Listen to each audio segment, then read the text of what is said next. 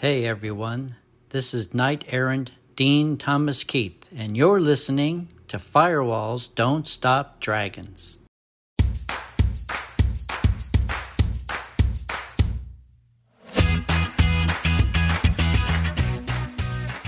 Hello everybody, welcome back to Firewalls Don't Stop Dragons. I'm your host, Kerry Parker, and today is episode 240 for October 4th, 2021. It is now officially fall here in the, well, I guess at least in the Northern Hemisphere.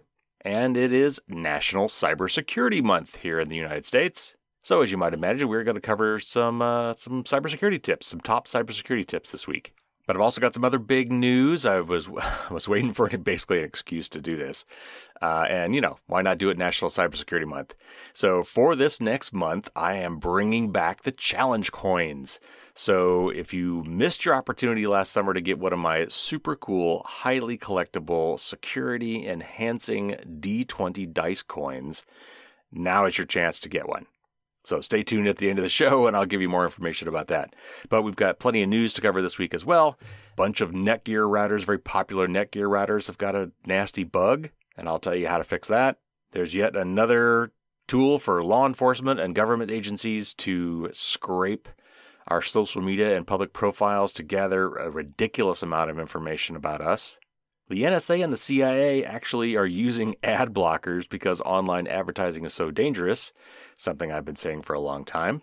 Microsoft has rolled out a new passwordless feature. I'll tell you a little bit about how that works and whether or not you might want to use that. HTTPS is now basically everywhere. And I'm going to talk about the update to the classic Electronic Frontier Foundation browser plugin called HTTPS Everywhere and its new feature. And then Amazon just rolled out a home robot called Astro, which is a great name, kind of a throwback to the Jetsons, I guess. Very clever marketing on their part, even though Rosie was the robot back then, Astro was just the dog. Anyway, I am totally dating myself, but the reviews are starting to come in and they are not good. First of all, apparently it's kind of a buggy device, which is, that could be fixed. But it's also basically a roaming surveillance device, so we're definitely going to talk about that a little bit. And of course, I'm going to have some tips from the Cybersecurity and Infrastructure Security Agency, or CISA, our fairly recently created security group here in the United States for National Cybersecurity Awareness Month, week number 1. And that will actually not be my tip of the week. And the tip of the week, as promised, I told you I was going to talk about the really cool new security and privacy features in Apple's iOS 15, which also will be in the iPad OS 15. They used to have the same OS and then they split them off, but the features will be in both. And there's some really cool ones there. So we're going to talk about those. Now, there's a couple other stories that I'm following that I'm probably not going to get to this week, but I may get to in the future. Just to let you know, I'm looking at these. The Wall Street Journal just had a series of articles, some pretty damning articles on Facebook. Of course, they're all behind a paywall, so a lot of what I've seen has been mentions of those articles and not the actual articles. But there's some very interesting and troubling information in those articles, so I'm going to try to figure out a way to get to that information and present it to you at some point. And there's also been some rather disturbing developments in the VPN world. It's always been kind of shady, honestly, especially for some of the free VPNs. But a lot of the VPN review sites have also been very shady, very much built upon affiliate links, which is a marketing way of saying they get kickbacks for their reviews. But it's really gotten bad lately. And it's something you probably have not seen in the news, but something you should be aware of. Anyway, I'm aware of it, and I will try to get that covered on a future news show. But there's plenty to talk about today, so let's get to it.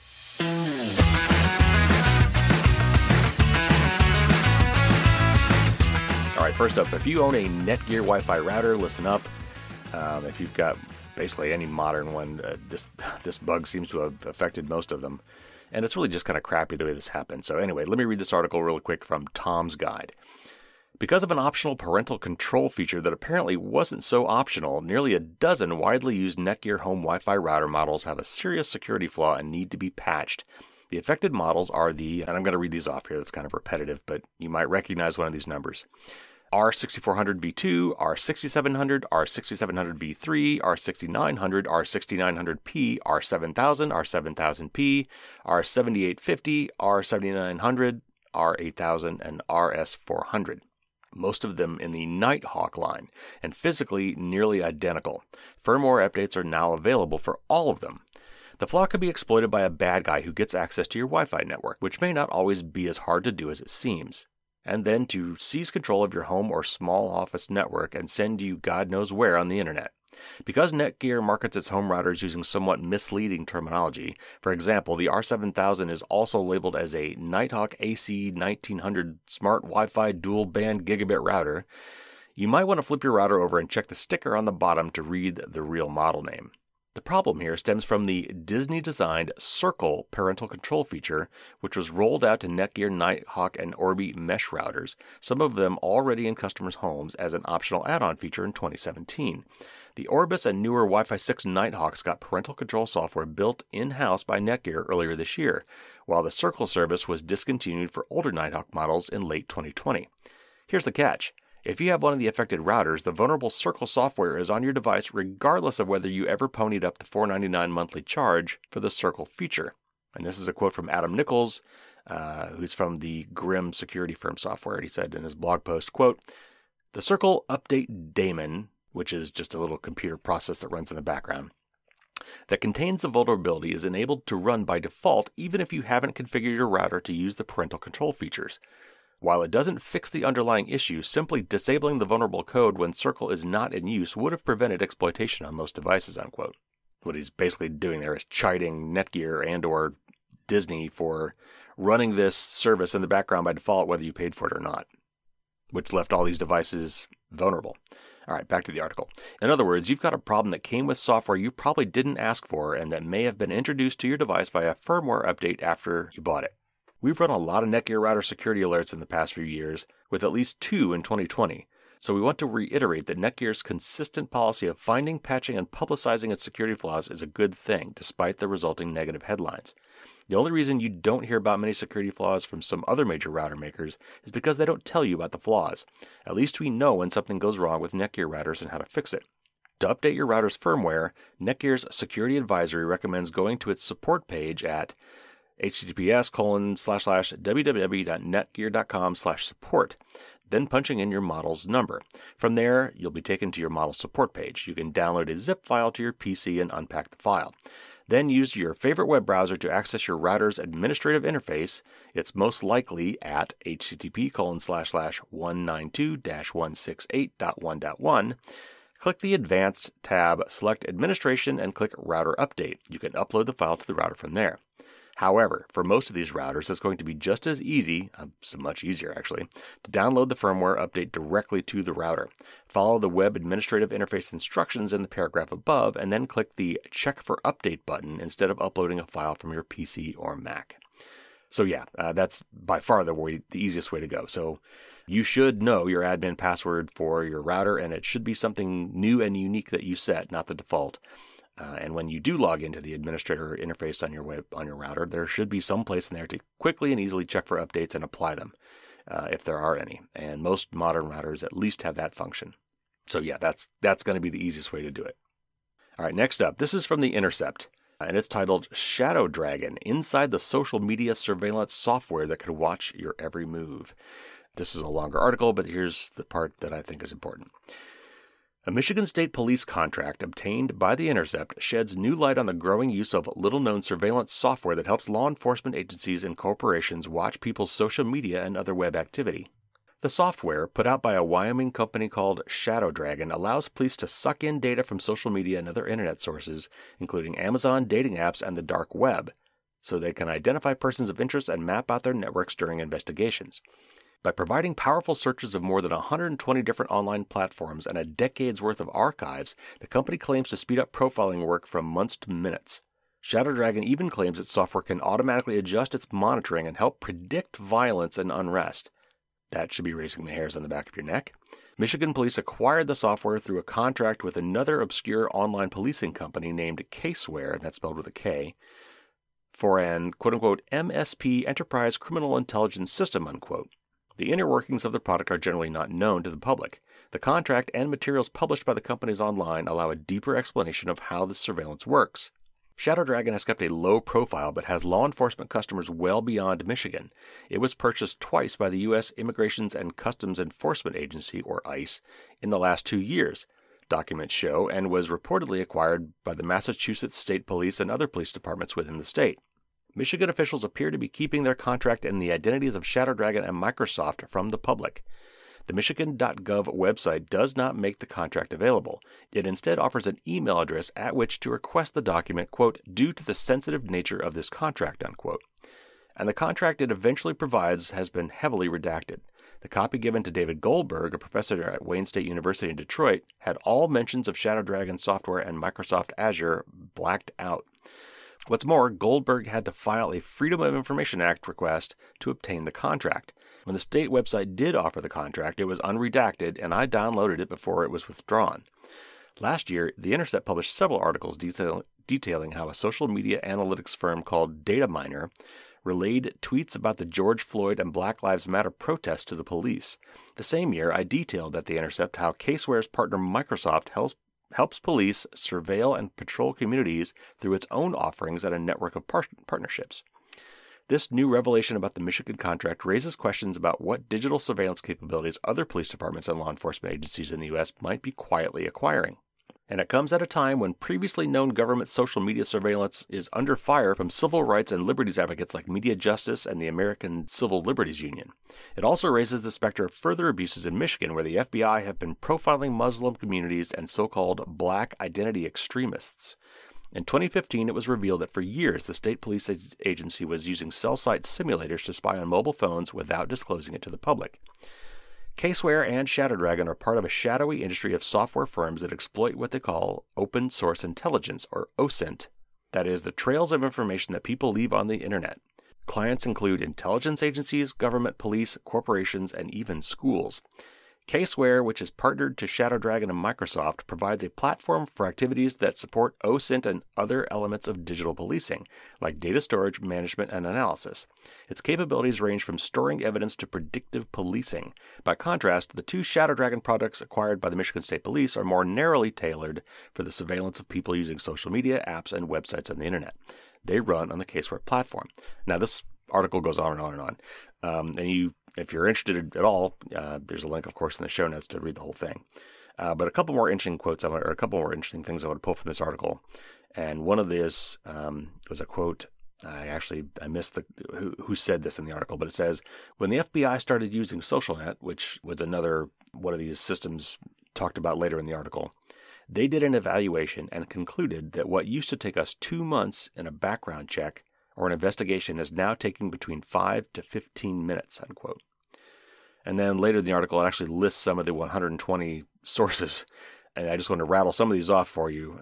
They include Amazon, Etsy, Facebook, Flickr, Google, Instagram, LinkedIn, OkCupid, Pandora, PayPal, Pinterest, Pornhub, Reddit, Skype, Spotify, Steam, Telegram, Tinder, TripAdvisor, Vimeo, Yahoo, Yelp, YouTube, and Zillow. So yeah, they're scraping up tons of information. I mean, I get it. I can see why they would want to do this. And honestly, the real probably root issue here is that all this information is available in the first place. But nevertheless, this is not good. And we need to be aware that these things are going on so that we can make a stink when we hear about things like this and have more ammo when we're fighting for things like data minimization, which is it's a fancy term of art in the industry, basically meaning not to collect so much damn information from people. Okay, next up, this is from Vice.com, and it's about the NSA and the CIA's recent admonition for using ad blockers, which I just think is great. So anyway, let me read from this article. It says, lots of people who use ad blockers say they do it to block malicious ads that can sometimes hack their devices or harvest sensitive information on them. It turns out that the NSA, CIA, and other agencies in the U.S. intelligence community, or IC, are also blocking ads potentially for the same sorts of reasons. The IC, which also includes part of the FBI, DEA, and DHS, and various DoD elements, has deployed ad blocking technology on a wide scale, according to a copy of a letter sent by Congress and shared with Motherboard. The news highlights the continued risk from the online advertising ecosystem. Some hackers leverage how adverts are delivered to send target devices malware. Data brokers and potentially intelligence agencies can leverage the ecosystem to gather information on devices and, by extension, people, sometimes including their physical location. The IC taking steps to protect itself from the dangers of the advertising ecosystem shows just how malicious it can be. With malvertising, hackers upload a malicious advertisement to an ad network, which then distributes it to targets. Previous cases of malvertising have redirected victims to exploit kits, which then break into the victim's computer to steal data. In addition, Motherboard has reported on how data brokers may obtain information via a process called real-time bidding. And that may sound familiar, it's because we talked with Johnny Ryan about that just a couple months ago. Before an advertisement is placed in a person's app or browsing session, companies bid on whether their own advert will win the ad spot. As part of that process, participating companies can gather data on people, known as bidstream data, even if they didn't win the ad placement. Motherboard previously reported that Ventel, a U.S. government contractor, obtains some of its location data from the real-time bidding process. But that access could extend to foreign entities. Senators Ron Wyden, Mark Warner, Kirsten Gillibrand, Sherrod Brown, Elizabeth Warren, and Bill Cassidy previously wrote to a group of tech companies including AT&T, Verizon, Google, and Twitter with their concerns that ad networks might be leveraged by foreign intelligence services. Responses from some of the tech companies showed that hundreds of relatively obscure and overlooked companies are potentially provided with sensitive data on Americans. The companies included ones based in Russia, China, and the United Arab Emirates. So this is from the letter that Ron Wyden and those senators sent. It says, quote, "This information would be a goldmine for foreign intelligence services that could exploit it to inform and supercharge hacking, blackmail, and influence campaigns. I write to urge the Office of Management and Budget, or OMB, to protect federal networks from foreign spies and criminals who misuse online advertising for hacking and surveillance by setting clear new rules for agencies in its forthcoming Zero Trust security policy. While the intelligence community has acted to protect its personnel and computers from malvertising-based threats, many other federal agencies have not, and are unlikely to until they are required to do so. To that end, as OMB finalizes its recently released draft Federal Zero Trust Strategy, detailing the specific actions that OMB is requiring federal agencies to take to secure their systems from hackers, I urge OMB to also require agencies to implement the CISA and NSA guidelines to block ads," unquote. So that, to me, is really telling. First of all, it's great. I'm really glad. I mean, our government finally, and maybe this is because of CISA. It's probably due to a lot of things, but our government seems to be finally taking cybersecurity seriously and realizing that privacy and data mining is all part of that process. All of this data that is out there just waiting and begging to be mined can be used against people, can be used to blackmail and coerce or fish or target in other ways. It's just horrible, and we've got to rein this stuff back in. But I guess on a more basic level, use ad blockers. Absolutely use ad blockers. I mean, I get it. I know these websites need to make money to survive. I know that they do that through advertising because nobody wants to pay. But these ad networks are just horrific, and they need to be reined in. You do not need targeted advertising. You do not need to track people to present ads and make money. Advertising has been dumb for centuries, and it was just fine. I'm not against ads. I'm against the tracking. Okay, I don't like ads, but I'm not against them. So anyway, yes, please use ad blockers. It's for your safety. All right, moving on. This is from the Hacker News. It's a little article about Microsoft's new passwordless option. You probably saw this pop up because whenever somebody has something that's the password killer, it makes all the news because we all hate passwords. So let me read real quick from this article from the Hacker News. Microsoft on Wednesday announced a new passwordless mechanism that allows users to access their accounts without a password by using Microsoft Authenticator, Windows Hello, a security key, or a verification code sent by SMS or email. And to be clear, it's that first one that's new. The change is expected to be rolled out in coming weeks. And this is a quote from Vasu Jakal, who is Microsoft's Corporate Vice President for Security, Compliance, and Identity. And he says, quote, "Except for auto-generated passwords that are nearly impossible to remember, we largely create our own passwords. But given the vulnerability of passwords," and by that he means the ones we create ourselves, "requirements for them have gotten increasingly complex in recent years, including multiple symbols, numbers, case sensitivity, and disallowing previous passwords. Passwords are incredibly inconvenient to create, remember, and manage across all of our accounts in our lives," unquote. Now, I'll come back to that in a minute. Over the years, weak passwords have emerged as the entry point for a vast majority of attacks across enterprise and consumer accounts, so much so that Microsoft said there are about 579 password attacks every second, translating into a whopping 18 billion every year. The situation has also been exacerbated by the need to create passwords that are not only secure but are also easy to remember, often resulting in users reusing the same passwords for multiple accounts or relying on easy-to-guess passwords, ultimately making them vulnerable to brute force password spraying attacks. Chakal notes that 15% of people use their pets' names for password inspiration, not to mention utilize family names and important dates like birthdays, with others banking on a formula for their passwords, like Fall 2021, which eventually becomes Winter 2021 or Spring 2022. By dropping passwords out of the equation, the idea is to make it difficult for malicious actors to gain access to an account by leveraging a combination of factors such as your phone, something you have, and biometrics, something you are, for identification.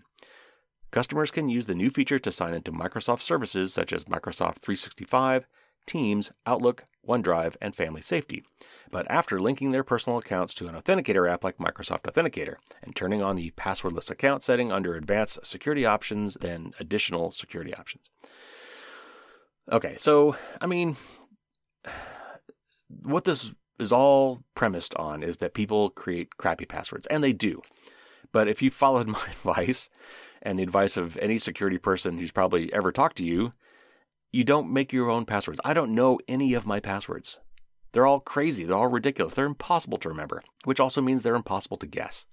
I use LastPass, but 1Password and Bitwarden are also really good, and they can generate crazy, long, unique passwords for every account and website you have.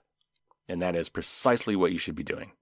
Now, this particular passwordless feature is for your Microsoft account, which on modern Windows machines is also how you log into your computer, which is different than Macintosh's, where your iCloud, which is kind of Apple's version of a Microsoft account, it's the cloud-based account, is different from the username and password that you would use to log into your Macintosh computer. But basically, this is setting up a way that instead of it's something you know, a password, now it's something you have. So if you've got your phone handy and you've got this app installed, you'll be able to use this technique to sign into your, I don't know if you can use that to sign into your computer. I haven't seen that in an article about this yet. But, if you refuse to use a password manager, then yeah, this is arguably more secure and convenient. With an Apple, you can do things like I can unlock my computer with my Apple Watch, which I've set up in some cases.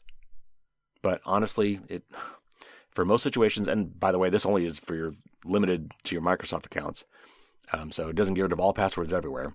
You really just need to be using a password manager. All right, moving on. This is a short cut from an article from the EFF, who created the wonderful browser plugin called HTTPS Everywhere, and the title of this article is HTTPS is actually everywhere. For more than 10 years, EFF's HTTPS Everywhere browser extension has provided a much-needed service to users, encrypting their browser communications with websites and making sure they benefit from the protection of HTTPS wherever possible. Since we started offering HTTPS Everywhere, the battle to encrypt the web has made leaps and bounds. What was once a challenging technical argument is now a mainstream standard offered on most web pages. Now HTTPS is truly just about everywhere, thanks to the work of organizations like Let's Encrypt.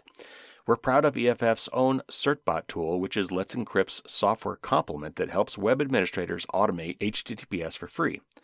The goal of HTTPS Everywhere was always to become redundant. That would mean we'd achieved our larger goal, a world where HTTPS is so broadly available and accessible that users no longer need an extra browser extension to get it. Now that world is closer than ever, with mainstream browsers offering native support for an HTTPS-only mode. With these simple settings available, EFF is preparing to deprecate the HTTPS Everywhere web extension as we look to new frontiers of secure protocols like SSL and TLS. After the end of this year, the extension will be in maintenance mode for 2022. We know many different kinds of users have this tool installed and want to give our partners and users the needed time to transition. We will continue to inform users that there are native HTTPS-only browser options before the extension is fully sunset. Now, the article goes on to tell you just that. So there is a link in the show notes, of course. And if you just go to EFF.org, it's probably one of the top articles there. But basically, it tells you for all the major browsers today how to enable HTTPS-only mode in the browser itself. But I would just like to call attention to the really cool part of this is that we've done it. I mean, it really did used to be a pain in the butt and cost money to implement basic HTTPS communications on the web.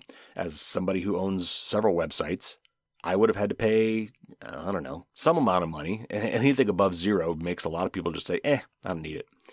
But it really is important that we encrypt everything on the web. And I've used Let's Encrypt myself on my websites and made sure that my websites have a valid certificate and HTTPS supported. Basically, it looks like most other websites have done this too, because we made it super easy and we made it free, which is as it should be. Now, one quick note, HTTPS, the S stands for secure. All that really means is that the communication between you and that website is encrypted.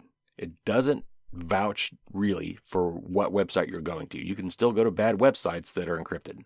So that little lock icon, a lot of people took that to mean that it was quote unquote safe, and they interpreted that to mean that they were on a good website. But that is not what that means. Nevertheless, it is still a good thing and very important for that traffic to be encrypted anyway. So anyway, congratulations to EFF for basically helping to create a world where that tool is no longer needed. All right, last article, and then we got to get to some cyber tips. So this is about the Amazon Astro, and you probably saw this on the news because it's such a cute story, and this would be the kind of thing you'd see on your morning news shows or Today or whatever. So Amazon has come up with a little home robot called Astro. And let me just read part of this article from The Verge. Some of the people building Amazon's Astro home robot are not impressed with it, according to a report by Vice.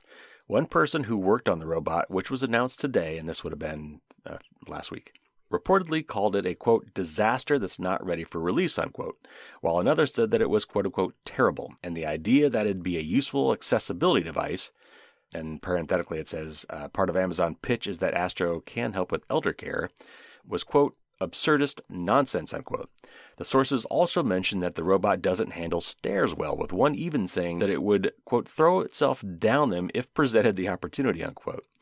To make matters worse, Vice also reports that the robot is fragile and that several devices had broken. That's not great news for a $1,000 or $1,500 robot that lives on the floor where it's prone to being stepped on by children, kicked by inattentive adults, or attacked by pets displeased with its presence. After the publication of this article, Amazon sent a statement to The Verge and suggested that the documents cited in the story were outdated and that the characterizations don't reflect how well Astro works today. Leaked documents and videos of developer meetings obtained by Vice also show that Astro is doing a lot of surveillance with its facial recognition systems, and the feature where it follows people around if it doesn't recognize them. Vice's sources say that it's not great at actually figuring out who people are, which could lead to Astro annoyingly nipping at the heels of people it should know. One of the people who worked on it called the data collection a, quote, privacy nightmare, unquote.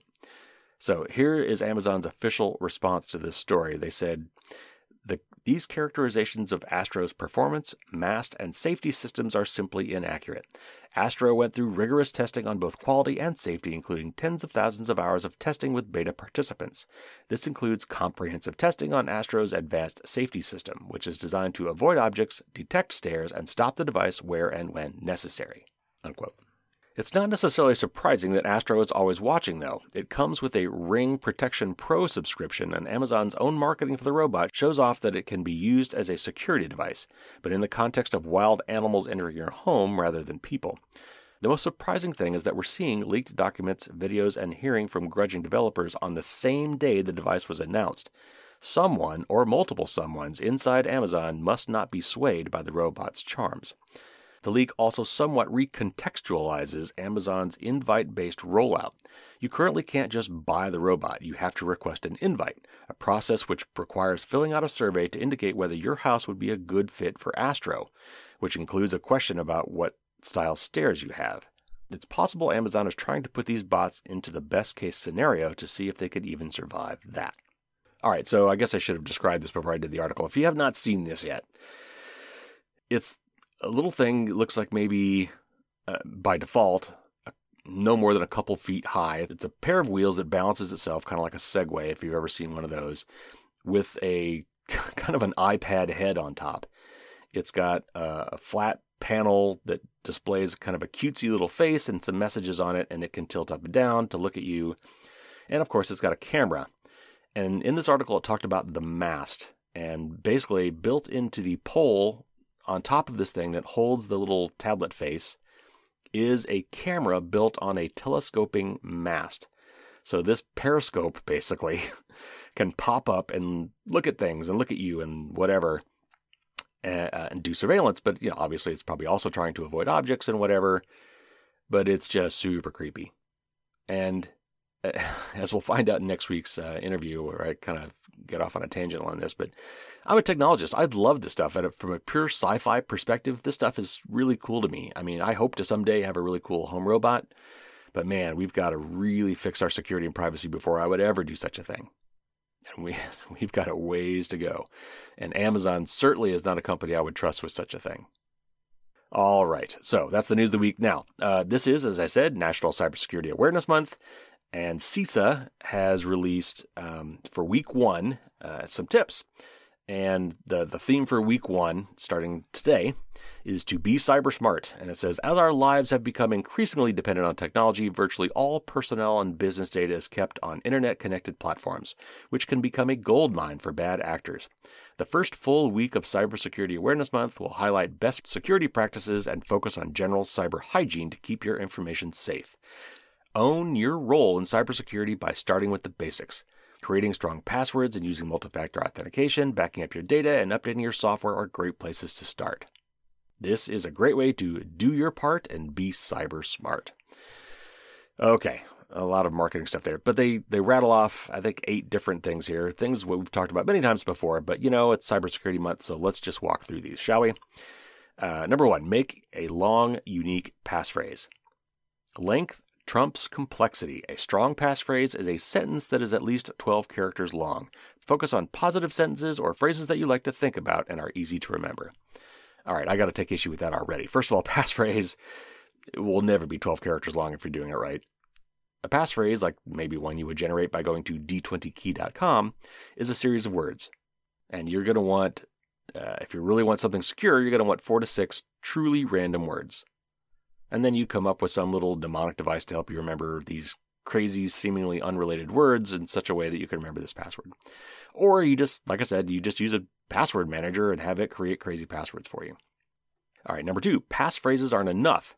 Use two-factor authentication or multi-factor authentication, like biometrics, security keys, or a unique one-time code through an app on your mobile device, whenever offered. Absolutely. Two-factor authentication is really a great way to bump up your security. Even if you're using great passwords, there are certain hacks that find ways around your password. And so you're going to want this second level. You want defense in depth. So having 2 different things that the bad guy's got to get through. And the second of which is not your primary, but your secondary protection method, requires that they have your cell phone, or at least a SIM card in a phone that makes it look like your cell phone, which is not as hard as it should be. But if you're using a TOTP or time-based one-time password app like Authy or Google Authenticator, it will just create 6-digit codes on the fly every 30 seconds on your device. And that is something that even SIM jacking or SIM swapping can't attack. So two-factor authentication is huge. You should absolutely be using it wherever you can. Again, I like the app Authy for this. But as we're going to find out, Apple is actually building this into their systems too. We'll talk about that when we get to the tip of the week. Okay, moving on. Next up from the list. When in doubt, throw it out. Links in email, tweets, texts, posts, social media messages, and online advertising are the easiest way for cybercriminals to get your sensitive information. Be wary of clicking on links or downloading anything that comes from a stranger or that you were not expecting. Essentially, don't trust links. Okay, now in practice, this is hard to do. But that second to last part there, the penultimate statement there, is really the key one. If you get a link out of nowhere or an email out of nowhere with a big button in it or an attachment and you were not expecting it, that is something that should be suspect. Now, if you just, logged into your bank and said, I need to reset my password, and so they send you an email with a link in it, that's to be expected. You can go ahead and click on that link. In fact, if you don't, you're not going to be able to reset your password. Also, if you get a monthly statement from your bank or something like that, that's expected. Those documents can probably be opened safely. But it's when you get those unsolicited ones out of the blue that you really got to watch out for. When, PayPal sends you a thing that says, sorry, we've closed your account. Or Amazon says, there's problems with your account. Click here to log in and fix it. Or, hey, we're shipping you that $5,000 thing you asked for. If you got any problems with that, click here to fix it. Those are the ones you really got to watch out for. Be really careful clicking on random links. Okay, next up. Keep a clean machine. Keep all software on internet-connected devices, including personal computers, smartphones, and tablets, current to reduce risk of infection from ransomware and malware. Configure your devices to automatically update or to notify you when an update is available. Yep, perfect. Agree completely. Next, back it up. Protect your valuable work, music, photos, and other digital information by making an electronic copy and storing it safely. If you have a copy of your data and your device falls victim to ransomware or other cyber threats, or fire or flood or whatever, you will be able to restore the data from a backup. Use the 3-2-1 rule as a guide to backing up your data. The rule is keep at least 3 copies of your data and store 2 backup copies on different storage media, with one of them being located off-site. Yep, totally agree, and we talked about that on the show recently. Next up, own your online presence. Every time you sign up for a new account, download a new app or get a new device, immediately configure the privacy and security settings to your comfort level for information sharing. Regularly check these settings at least once a year to make sure they are still configured to your comfort. And you know what? That's actually not a bad idea, because these things do change, especially Google and Facebook. It's shifting sands. It's a moving target. It's really hard to make sure that you've constantly got the right thing. So, yeah, at least on a yearly basis. Maybe part of your New Year's resolutions or something, pick some time of year. Maybe International Data Privacy Day, which is in January, might be a good one. And just go through your various apps and look at all the security and privacy settings and make sure that they still make sense to you.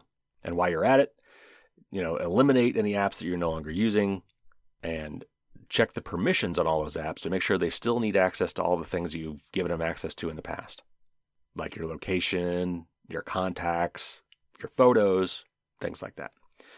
All right, a couple more here. Share with care. Think before posting about yourself and others online. Consider what a post reveals, who might see it, and how it might affect you or others. Consider creating an alternate persona that you use for online profiles to limit how much of your own personal information you share. That's actually a great idea. It's kind of hard to do in practice. A lot of these places require you to sign up with your email address, though we've got some solutions to that coming up. And most people only have one email address, maybe 2. But yeah, if you can compartmentalize, if you can, make it hard for them to figure out that, you logged into Facebook here is the same person that's logged into Twitter over there, that's the same person that's logged into LinkedIn over there, that's also the same person that's found pictures over here, etc. If you make it hard for them to figure out that those are all the same person, that's a good thing. And one of the ways you can do that is making sure you're not using the same email address on all those accounts. Now, it's harder to get away with not using the same phone number, and unfortunately, a lot of these things are making it really hard to avoid giving them a phone number. But if you can avoid giving out your phone number, please do, because it's almost become like a government ID, because nobody ever changes their number anymore, and you pretty much have it for life. All right, last one. Get savvy about Wi-Fi hotspots. Public wireless networks and hotspots are not secure, which means that anyone could potentially see what you are doing on your laptop or smartphone while you're connected to them. Limit what you do on public Wi-Fi and avoid logging into key accounts like email and financial services. Consider using a virtual private network or VPN or personal mobile hotspot if you need a more secure connection. And I think we just recently talked about this on the show as well, and I had a blog article about it. So yeah, agree. All right, so now, tip of the week. And there's actually going to be a lot of them here, and they're going to relate kind of back to some of these things. And I said I was going to talk about this, and I could be talking about Android too, but I'm not an Android guy. And Google has done some good work in this arena, and I will try to call it out when I see it. But iOS and Apple have just really gone the extra mile to try to create some really great security and privacy features. So iOS 15 just dropped last week, or maybe it was the week before now, but it came with a lot of really great features. And I want to kind of walk through some of those now. I've got a blog article about this as well that you might check out. If you're a newsletter subscriber, you already have this. It came last night. And importantly, the article has links for how to enable and use all of these features. I'm just going to kind of give you a highlight here, but there's also a link in the show notes to that same blog article. All right, so first up, Apple has moved Siri processing, which is the voice recognition or voice to text feature, completely onto the device, which is honestly astounding. The way these things, the way it used to work is because it required such amazing processing power, you would say something and the device was only smart enough to recognize its wake word, which was I'm not going to say it here because I don't want to mess up with your devices, but it's the Siri phrase that we've all been taught to say when we want the device to listen to us. And once it hears that, it starts to record what it hears next and tries to interpret that, that voice, what you're saying, and turn that back into text, which it can then process. And what it had done in the past was it would send that information up to a computer in the sky, a cloud server, to do that interpretation and send the response back. Now, it was all automated. There was, Apple and Google and Amazon got in some hot water when it was kind of came to light. It wasn't really a secret, but it kind of came to light that every once in a while humans did hear those snippets. But it was part of a quality control thing, and they had to have humans to help, kind of grade the homework basically and make sure that these voice recognition systems were getting it right. And, if they were doing it right, then all these snippets were anonymous. So unless you happen to know somebody that worked in that department and they would recognize your voice, it was mostly anonymous. I get it. But I also understand that they should have been more open about that and been more straightforward in telling you how to opt out of that, which they've all now done. But now, iPhones have become so amazingly powerful. The chips that Apple is making that go in these phones are just amazing. The amount of computing power, in your hand is just crazy. And so now it's gotten powerful enough that actually, for most cases, this voice to text doesn't even need to leave the phone. It all happens locally, which is just great. And this feature, I think, works back. It still needs a modern iPhone. So I think phones that are up to maybe 3 years old, I think it was the XR and the XS models were the oldest ones that will support this with iOS 15. But anyway, that is a welcome development. And I can't wait for all of this kind of AI and machine learning stuff to fall, locally onto my stuff so that I have full control over it and that data never leaves. All right, so they've also got some other features, and the key thing to remember about a lot of these, and I'll call it out when I see it, is that many of these features only work with Apple software. For instance, only work if you're using Apple's browser Safari, or only work if you're using Apple's mail program called Mail. And this is one of them. So this is called Mail Privacy Protection. And what this is trying to do for the most part is obfuscate, at least, the tracking that goes on in some emails. Now, as somebody who sends out a newsletter, and I use a service for this, and that service that I use puts these quote-unquote analytics into these emails for me, and it's really kind of the whole point, so it's kind of hard to turn that off. But, they include little kind of tracking things, and the whole point being that they want to be able to tell you, how many of your emails were actually opened, how many people actually read what you sent, when did they read it, where did they come from, or where was their device when they read it, and, and then other things too, like, did they click on any links in your email and things like that. Those are all analytics, and, as long as that's just going to me or whoever is sending that email, I think that's somewhat reasonable, and it's honestly very valuable information, but unfortunately, a lot of that information is also then turned around and sold to third parties, or in some of these services also, to make money, put other things in there to help track as well. And anyway, what it comes down to is a lot of them put in these things called tracking pixels. And a tracking pixel is often literally a 1x1, like a 1 pixel tall and a 1 pixel wide image, which is too small to see, that tracks you. And the way it does that is, at least one of the main ways this is done, is that image file, that 1x1 pixel, has a name. And when your mail program goes to load the images, which it probably does not do by default, and this is why, but when you tell it to load all the images in your email, it finds this little tiny, basically invisible image, and it goes and loads that image somewhere off the internet.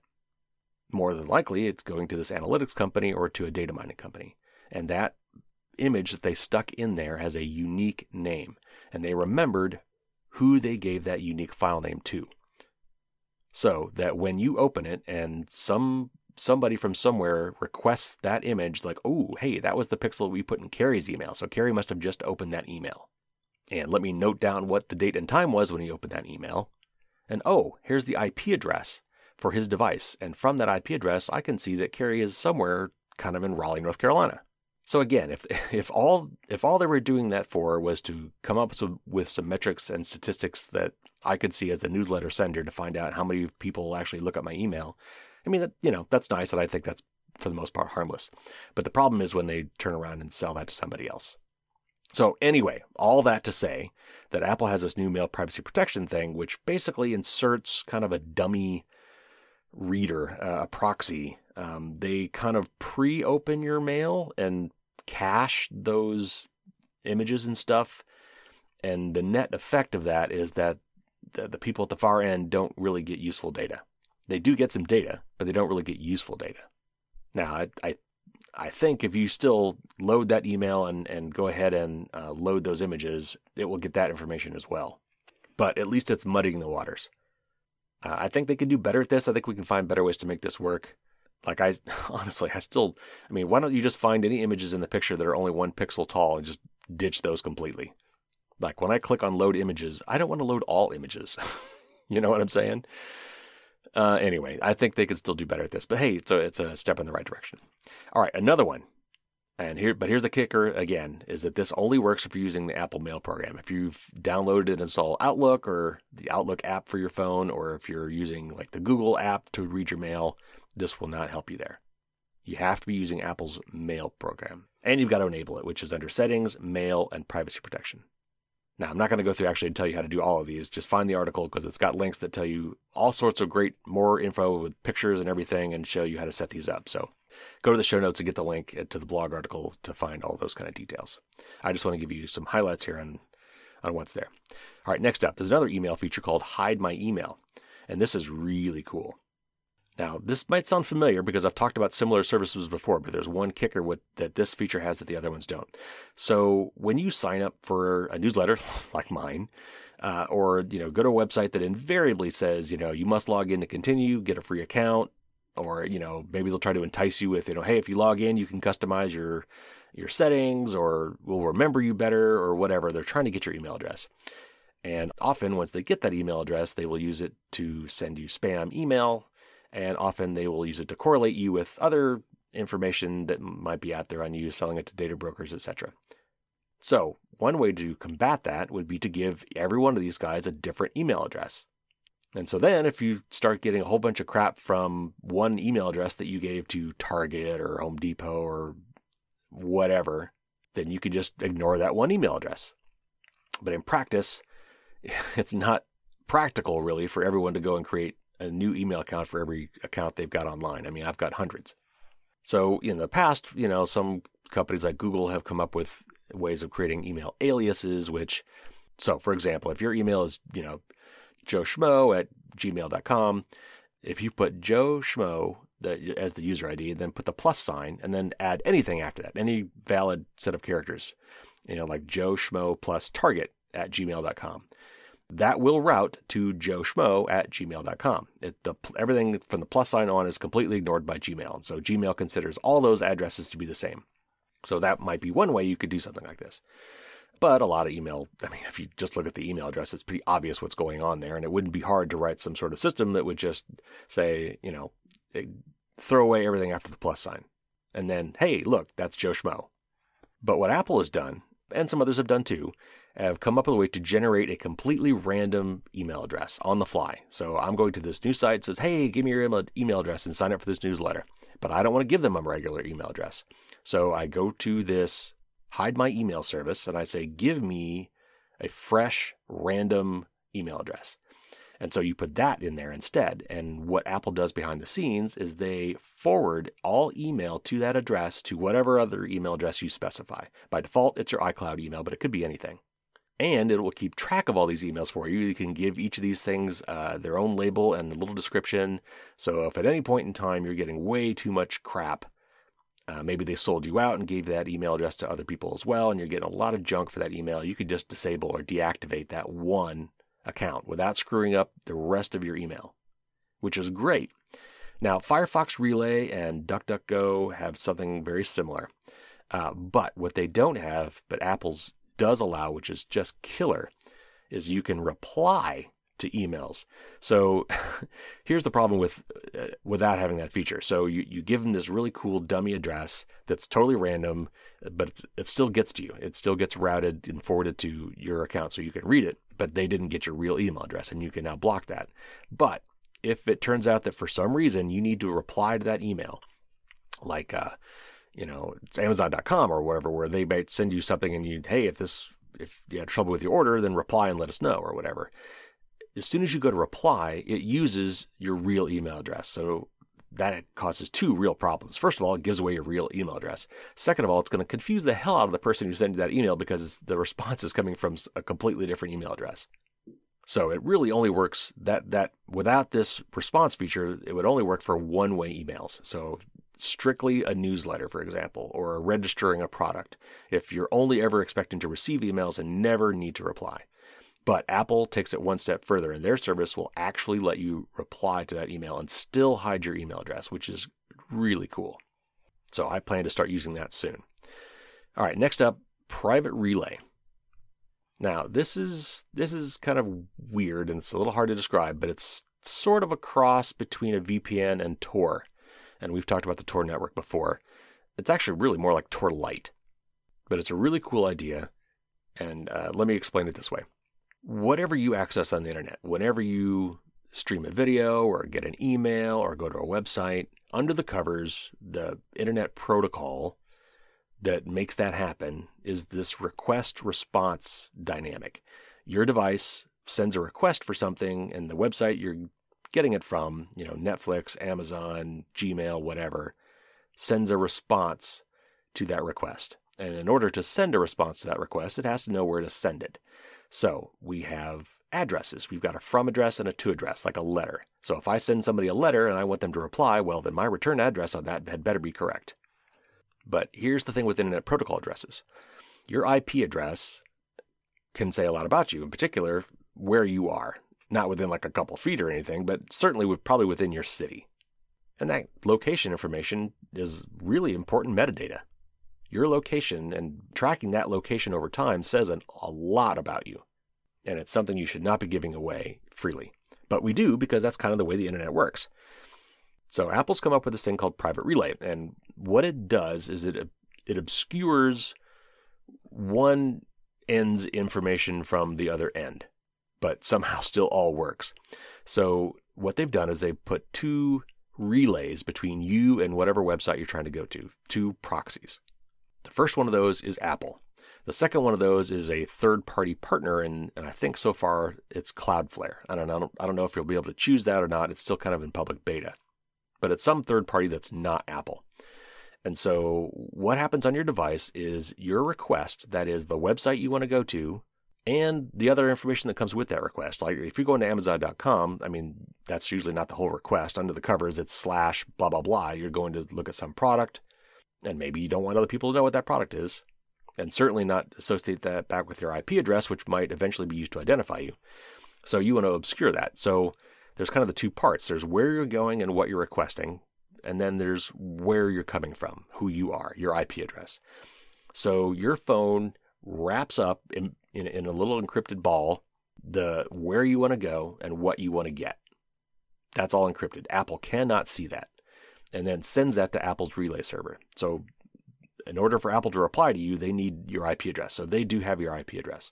But then Apple, based on your settings, and we'll talk about the settings in a second, based on your settings and how much information you want to give away based on your location, and there are cases when you would want some, it creates a dummy IP address and then sends the encrypted message with a dummy response address onto the second relay. So the second relay, in this case Cloudflare, has the capability to decrypt it. It's a public-private key thing, so your device knows how to encrypt it in such a way that only Cloudflare can decrypt it. So now Cloudflare gets your request and they decrypt it, and they now know where you want to go, the destination, and what is it you're requesting from that destination. But they don't know your IP address, so they don't know who sent it. So they turn around, they create another dummy IP address in the same region as the one that they got from Apple, and then they send the request on to your final destination. And then that destination gets the request. They are getting the wrong IP address. They are not getting your IP address. They're getting some IP address with some geographical information, but they can't trace it back to you. And in particular, that IP address is going to keep changing. So they don't even know, site to site that it's the same IP address.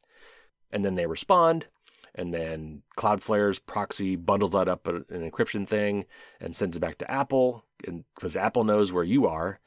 So now Apple has the response. They can't read it because it's encrypted, and they send that back on to you because they know who you are because they do have your real IP address.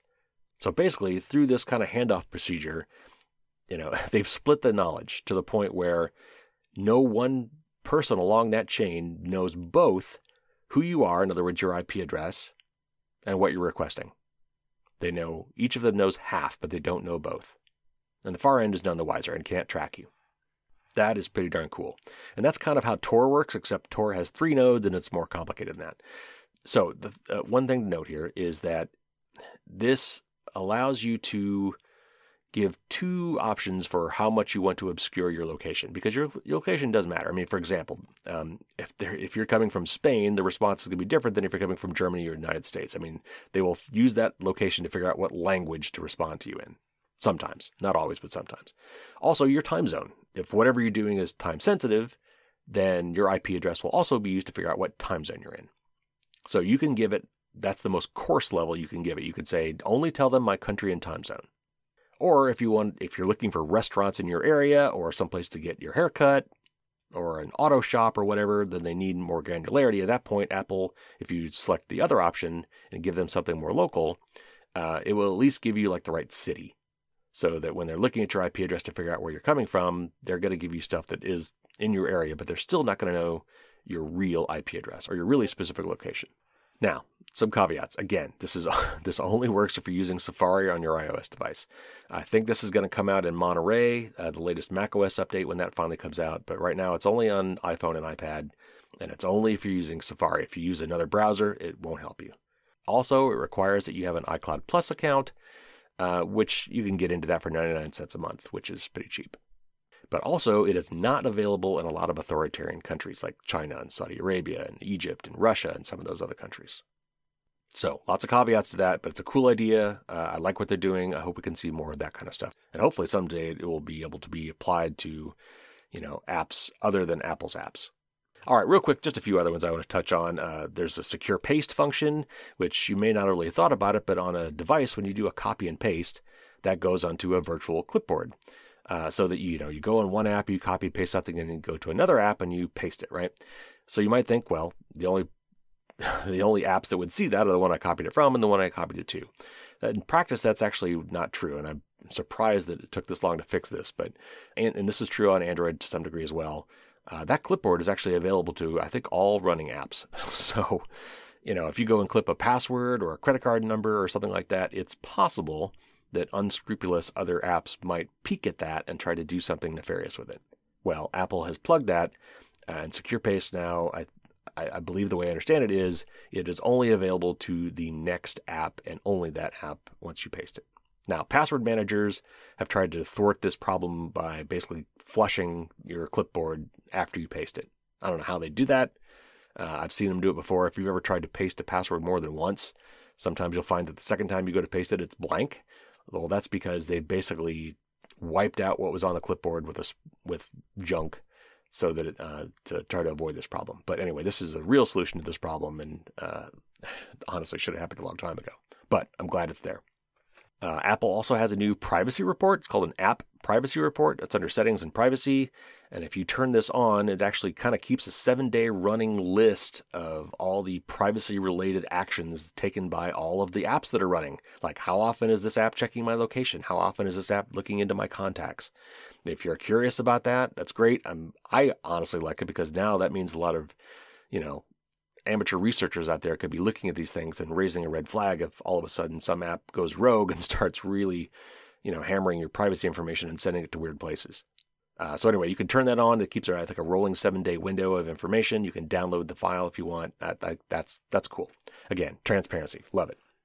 Apple is building an authenticator, like Authy or Google Authenticator. It's building into its systems now, which is great. And you set them up pretty much like, any other authenticator app, except that if you're using Apple's app, if you're using Safari and you're on, let's say, Twitter or Facebook or wherever, and you set up two-factor authentication from your mobile device, when you get to the page where it shows a little QR code or whatever to set it up, you can actually just kind of tap that now and directly set it up on your phone, which is really handy. And then when you come back to that app and that app asks you for your two-factor authentication code, if you're doing it through Safari, it will automatically fill that in for you, which is really cool. It's very convenient, but it's only Apple, and that's a problem.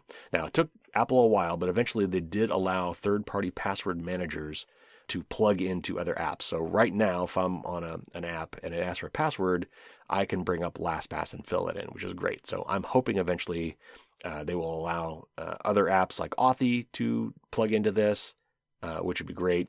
But, if you're all into Apple and you only ever use the Apple apps, this is really nice. It's a great way to go. And if you've been kind of holding back on getting a two-factor authentication for this will make it very convenient. And one more thing that's kind of interesting, and I haven't looked into this too much, but Apple now has this thing called separation alerts. So you can actually tell it to help you monitor your devices. And if you were to leave your phone or to leave your Apple Watch or leave your laptop, your Mac laptop somewhere, and you've got the Find My feature turned on for those devices, it can tell you if you're separated from it. So I guess for that to work, you would have to have two Apple devices, like, your iPhone and your laptop, and then those two things go apart from each other, and it would warn you and say, hey, those two things are not near each other anymore, and you told me to let you know if that happens. Now, obviously, you need some exceptions to that rule, and this feature does allow for that. You can basically say, okay, when things are at home, that's okay. If I leave my laptop at home and then I leave the house without it, that's fine. But anyway, it's really, I think it's kind of cool. I haven't seen the security aspects of this, how they implemented it, but it's probably just all part of Find My. And if those two devices get too far apart from each other, they will warn you. So if someone steals it or you leave it somewhere and forgot about it, not only will Find My help you find it, but it'll actually now notify you, hey, did you mean to leave this behind? So anyway, that's kind of cool. All right, there you have it. That's a whole bunch of tips of the week today and some really cool iOS features for you.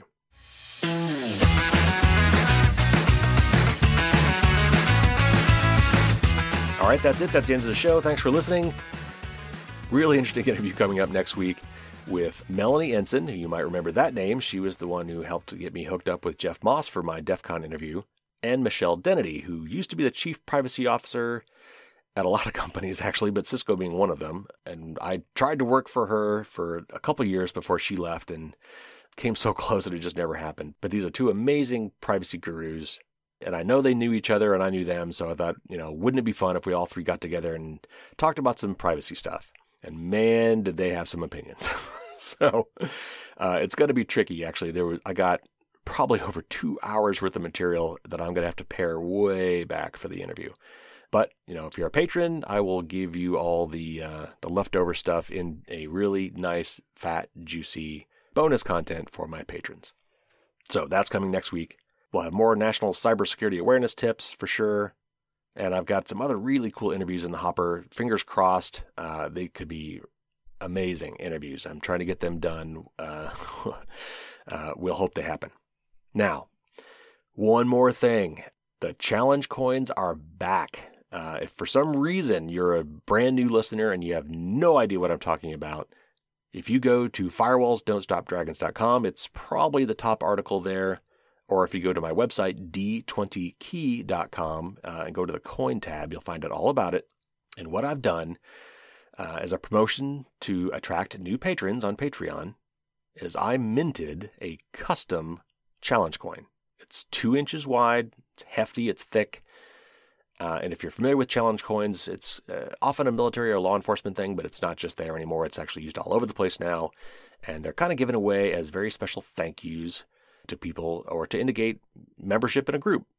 And so in this case, it's for my brand new patrons. If you become a patron on Patreon, at the $5 level, you get 1 coin of your choice, and they come in 3 different colors. You can get copper, gold, or silver.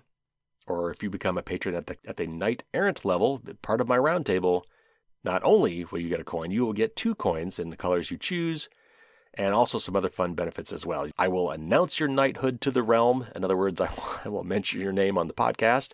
That's optional. You don't have to, but if you'd like, I would be happy to do it. And if you want, like we did with this episode, you could create an intro tagline for the podcast. So fun stuff. And all my patrons can talk to me on Discord. I've got a Discord server, which is, kind of like Slack or Teams or whatever. It's a private chat server where you can interact directly with me and with the other patrons. And we have a lot of fun there. I really enjoy hanging out and interacting with the patrons. It's nice to actually be having a conversation, because right now I'm sitting in a small little cramped room talking at a microphone and looking at my laptop. And it's a lot more fun when I'm actually interacting directly with people. So here's the details on the promotion. It starts today. And to make this work out financially, I have to at least wait for 2 months worth of patronage. Now, the way Patreon actually works is they charge you as soon as you sign up. And so it'll really be like a month before you've got 2 months in. It'll be basically now, today, or whatever this week, and then it'll be again around the 1st of November. And as soon as that happens, I will send you your coin. They are really cool. It's hard to describe. Go to the website. It's got a big old dragon on the front attacking a castle whose drawbridge is down. But it's also a functional security item. It works as a 20-sided die, which if you've ever played Dungeons & Dragons, you know that a D20 is crucial. You're rolling them all the time to find out what happens when you swing your sword at the monster or when they swipe at you. So this coin actually functions as a D20 die. It's got a little nub on the back that makes it function like a top. So if you put it on a flat surface, it will spin. And on the top of it, around the edge, are the numbers 1 through 20 in random order. So you spin it, and then you stop it with your finger, and whatever number is right next to your finger, that is your die roll. So what do you do with that? How does that make you more secure? Well, you would use these die rolls to generate a random passphrase, which we talked about earlier in the show. And that is what the site d20key.com is about. So you can either go to the website and roll virtual dice there on the site and get your passphrase, or you can roll your own D20 or, spin my D20 challenge coin to enter the numbers manually, and it will give you your passphrase. So I just think it is so cool. I am so glad I did this. I minted 100 of these things earlier this year. And since then, I've given away almost half of them. So they're going and going and gone. If you want to get yours, you better get it now. Now, will I make more of these in the future? Yeah, okay, I might. We'll see. But it is not at all certain. So right now, there are only 100 of these on the planet. And if you want to get one or two, all you got to do is become a patron. Go to patreon.com and search on Firewalls Don't Stop Dragons. You'll find my page there.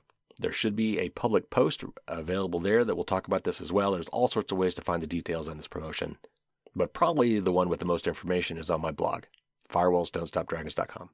So this will go on for about 4 weeks. We're going to go till November 2nd, the first Tuesday in November. So you've got a month, but don't wait. Actually, some of the colors, like copper, are already getting really scarce. So if you really want your choice of colors, get it in now.